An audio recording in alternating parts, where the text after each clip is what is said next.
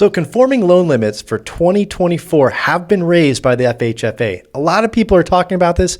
I'm sure you've heard it and even know what these conforming loan limits are raised to. But I'm here to tell you there's a lot of things that people aren't talking about and the underlying reason why this is going on and why it's going to affect you next year. We're going to talk all about that today. I'm here with my buddy, Nate. Nate, how you doing? Great. Happy to be here. Nathan Santa, right around Christmas time. Yep. It's a great name to have. So we're talking about the FHA conforming loan limit raises. That's what we're talking about today. Cool. I'm excited. So first time on the show, what do you do here at Morgan Financial? I do sales support, so I help the sales team in a variety of different things, whether it be, document processing or even numbers, things like that. So a wide variety of things. Okay. Yeah. He does a wide variety of things, helps me keep track, with scorecards and things like that, a lot of different helps. So we're talking about the conforming loan limit. So what kind of questions you have a lot of friends of the home buying age, right? Yeah. And what are they seeing out there? What kind of questions do they have about all of this nonsense? Well, a lot of them think that prices are going to fall. And so that's something that, we'll discuss today and see if it's actually going to fall. So okay, cool. Good. What kind of questions you got, man? Shoot. So why does the conforming loan limit even matter? So the conforming loan limit is a limit that's put on by the FHFA, the Federal Housing Finance Authority or Administration. I can't remember which that A stands for. I'm sorry. So basically they regulate loans for Fannie Mae, Freddie Mac, and some others. And so basically it is the conforming loan limit is the most you can borrow and still be eligible for a Fannie Mae or Freddie Mac loan. And why they would want that is because typically, not always, but typically rates are a little bit better. The stringencies are a little bit lower. The requirements are a little bit lower than, say, jumbo financing, which is anything over that limit. So it's typically better rates and better qualifications. Gotcha. So does that apply for VA? VA is a totally different animal, but the county limits VA will pay attention to. Even though there's no maximum loan amount for VA loans, they still, for your eligibility, which is the amount if you can actually have two VA loans, and the eligibility, they're going to look at if you have an existing loan to the maximum amount you can finance on a second loan or using your bonus entitlement. Gotcha. Whole different animal, whole different day. Cool. But the limits do matter. Gotcha. And how often does it change? So it can change yearly. All right. So we went through a spout in the mid 2000s where it didn't change at all. It was 417 for several years. And the reason it didn't change, any guess why it didn't change? Because prices were going down, maybe. Or not going up as fast. Prices were going down or not going up at all. Yeah. So it didn't change. Gotcha. So how does this new change in 2024 compared to 2023? So last year, the conforming loan amount was $726,200 in most areas. Some areas were deemed what they call high cost areas. It goes by county. Gotcha. And certain counties might have been above that, up to $1 million and change, or right around $1 million, might have been a little bit less. I don't work in those counties for the most part, so I'm not as in tune with that. But for the most part, it was $726,200. And so this year, it's going to be going up. Gotcha. And so what is the number this year? This year it's going to go, I might get this number wrong, so correct me out there, is going to be $766,550. So gotcha. $766,550. That's a pretty random number, that extra 50. So we were talking a while ago, and we were hearing that it was going to be just a flat number, that 750. Right. So where did that number come from? Well, before I give you that information and a few more tidbits and our biggest reveal of the day, go ahead and hit that like button. And hit the subscribe button now so you can hear us again in the future, and hit the little bell so you get notified. But that being said, so a lot of lenders went out there and said, listen, I want to get ahead of the curve. We know Fannie's going to raise it, or FHFA, a lot of acronyms, is going to raise it. We don't know exactly what they're going to raise it to, but we feel like 750 is a safe number that we can raise it to, do loans now, close the loans, portfolio them until they raise it, and then sell them to Fannie. So they wanted to be the first ones out. So a lot of people said it's going to be 750. A lot of other lenders and other bloggers and things were talking about 750 being the number before FHFA came out with their actual number. Okay. So you're saying that the drive for the raise in that number is mostly coming from just what they expect? Coming from values. Yeah, what they expect in values. Gotcha. So what does this mean for average home prices? So the way I look at it is if you take 766,550, you divide it by 726,200, you're going to get a ratio. It's about almost 5%. Okay. Right? It's a 5% increase, right? So the way I look, and this is right in line with a lot of the numbers out there that people are saying prices are going to rise by. Now, this isn't financial advice by any sense of the imagination. This is just predictions, okay? This is us talking. And the predictions are that the values are going to rise by about 5% nationally. And FHFA wanted to be in line with their product to match that rise in values. Okay, so does waiting for interest rates to drop make sense with these predictions coming from the government? You hear this all the time. Like people are saying, I want to wait. And we talk about this a lot. Like I'm going to wait till rates go down to buy a house. And we tell them, look, you're going to pay more. And this, in my mind, this is one of the big reveals is that the thing that a lot of people aren't talking about, the correlation between this raise in the FHFA values and home prices. They're predicting home prices are going to go up by about 5%. This is in line with a lot of the other data out there. So if you wait to buy, you're going to pay 5% more for your house. So if you're looking at let's do some quick math. You're looking at a $400,000 house, right? 5% of 400,000 is what? What's that? 20 grand? Yep. 20 grand. Is that my math correct? I think it is. Okay. So 5%. So you're going to pay $20,000 more if you wait a year to buy your house. Wow. And the way I look at this is think about this. If everyone's out there saying, look, I'm going to wait till the rates go down or the market crashes to buy a house, I'm like, you got to look at the data. Okay. The data suggests that's not going to happen. Inventory is still very low. We're still at supply or under supply in most markets. The demand is still there. There's still high demand. There's still 30 million more people in this country than there were in 2008, when we had a recession. 30 million more people. Wow. That's documented people. Okay. Yeah.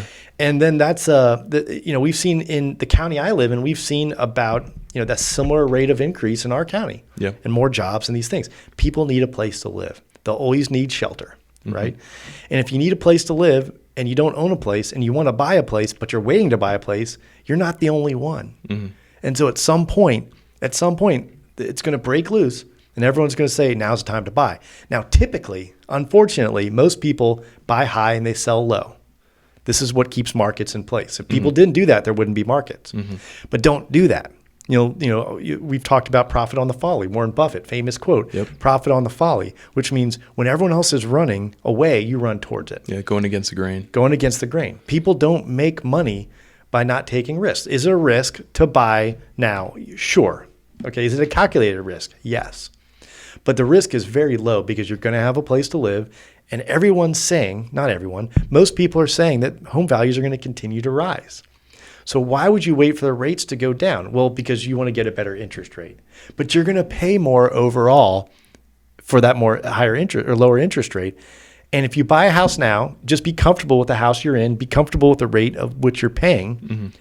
And if it does go down, if rates do go down, which a lot of people are predicting, then you'll be even in a better position. All right.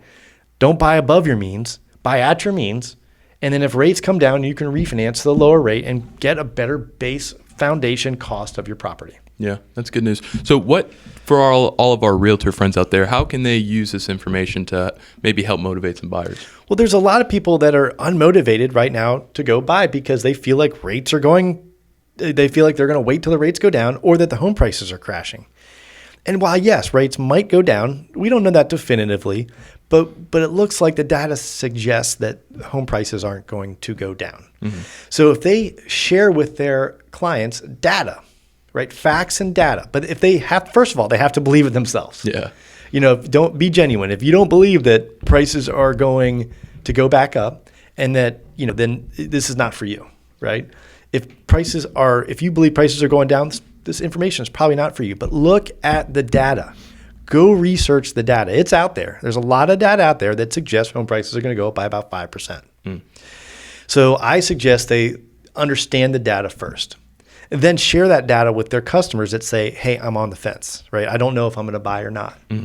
Or let us talk to them. We love to talk to your clients that have said in the last 6 months, hey, I'm going to wait to buy a house. It's not the time for me. I would love for our people to talk to those people to see if we can give them facts and data to help them and do some calculations to see if maybe it's the right time for them to buy a house, right? Yeah. Because we have the facts and data. Yeah, absolutely. And we always talk about pent-up demand, and when those rates do go down, all those people are going to flow back to the market. So it's right. It makes sense. So if everyone's saying I'm going to wait to buy, well, and they're telling the truth, then when the rates do come down, there's going to be a flood of people. So gone are seller concessions, gone are price reductions, gone are flexibility in your contract whatsoever. Your negotiating as a buyer is going to be limited. Whereas if it is a balanced market, or even swinging more towards the buyer side right now, there's more opportunity and options now than there will be in the near future. Okay. And so on the news, sometimes you hear about prices going down, but it's in certain demographics or certain areas of the country. Florida, Brevard specifically isn't one of those, right? So I haven't seen price go down in Brevard. Now, people love to talk about the median home value, the median price. And so they say, well, the median price went down in so-and-so state or so-and-so county or so-and-so city. But that doesn't mean the price of that property went down. That meant the price of the properties being purchased has gone down. So if everyone's buying $1 million homes, if everyone's buying $1 million home, the median price of homes is going to be $1 million or over $1 million. If everyone's buying $700,000 homes, everybody, right? Then the median sales price is going to be $700,000. Now the $700,000 home might be going up in value, but what people are buying is $700,000. Gotcha. Yeah. So the median home price, when news loves to use scare tactics, so you watch them, right? News is not the best thing to watch if you want actual facts and data. If you want your facts and data manipulated, watch the news. I don't care if it's Fox or CNN; it doesn't matter. They all do it, right? Joe, I hate you. You talked bad about my news channel. No, I didn't. That's just a fact. Yeah. Newspapers did it before. The internet does it now. They just want your viewership. Okay, we want your viewership, but we want to get your viewership by telling you the truth. Okay, yeah. And so the flip side of this is, what if rates never go down? What if they stay where they are forever? Right. Well, do I still think home values will continue to rise? Nothing lasts forever. Low rates don't last forever. High rates don't last forever. Values, now I say nothing lasts forever, but values over time have only gone up for most parts. Yeah. So you can't say that about the rates either. So I can't say that about the rates. Gotcha. They haven't only gone up. Now lately it feels that way. Yeah. Yeah, seriously. But it's just not the case. So moving forward, what can home buyers do to position themselves in a good spot? I think, people, of course, someone that sells money and real estate agents sell property, they're going to say it's a great time to buy.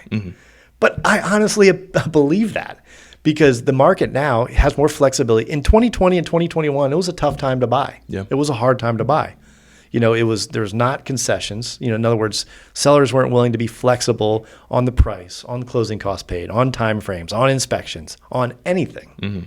They said, if you don't want to buy it, there's a person right behind you that does, and they have a backup offer that's cash that's going to pay more than you're paying. So go ahead, beat it, right?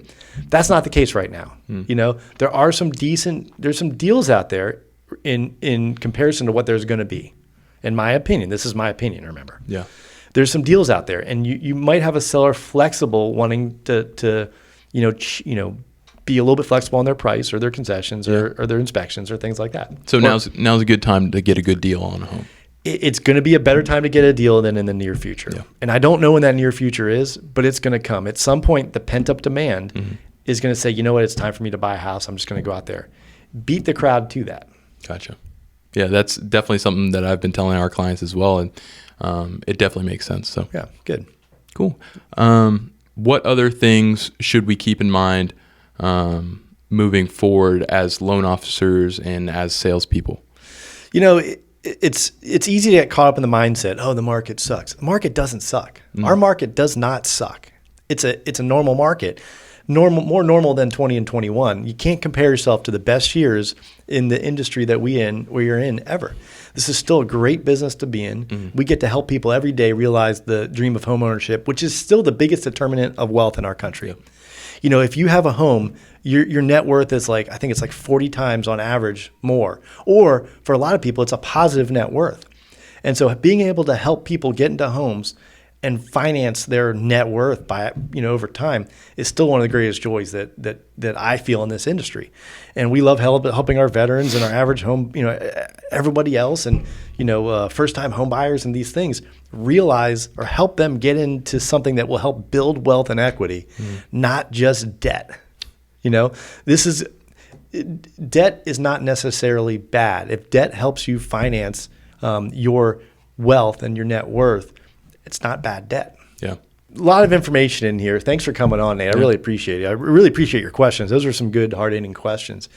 Look, there's a lot of great things going on out there right now, and by waiting, you're just going to prolong the inevitable, and you're going to pay more for it.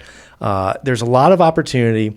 If you have any questions, comments, concerns, put them down below or to the left or right or above, wherever this might be, however you're consuming this information.